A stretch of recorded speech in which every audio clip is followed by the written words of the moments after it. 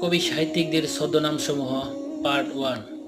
রবীন্দ্রনাথ ঠাকুরের ছদ্মনাম হচ্ছে ভানুসিংহ ঠাকুর, আন্নাকালী পাকরাশি, অকপটচন্দ্র ভাস্কর, ষষ্ঠীচরণ দেবশর্মা, বনি বিনোদ বিদ্যাবিনোদ, শ্রীমতী কনিষ্ঠা, শ্রীমতী মধ্যমা, দিকশূন্য ভট্টাচার্য, নবীন কিশোর শর্মা। কাজী নজরুল ইসলামের ছদ্মনাম হচ্ছে ধূমকেতু, শ্যামসুন্দর, বনবুলবুল, পায়োনিয়ার, সারথি, কহলন মিশ্র, ব্যাঙাচি। ঈশ্বরচন্দ্র বিদ্যাসাগরের ছদ্মনাম হচ্ছে কসাচিৎ উপর্যুক্ত ভাইপোষ্য।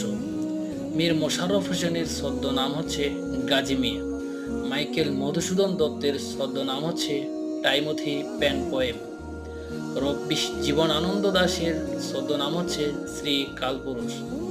আব্দুল মান্নান সৈয়দ এর ছদ্মনাম হচ্ছে অশোক সৈয়দ।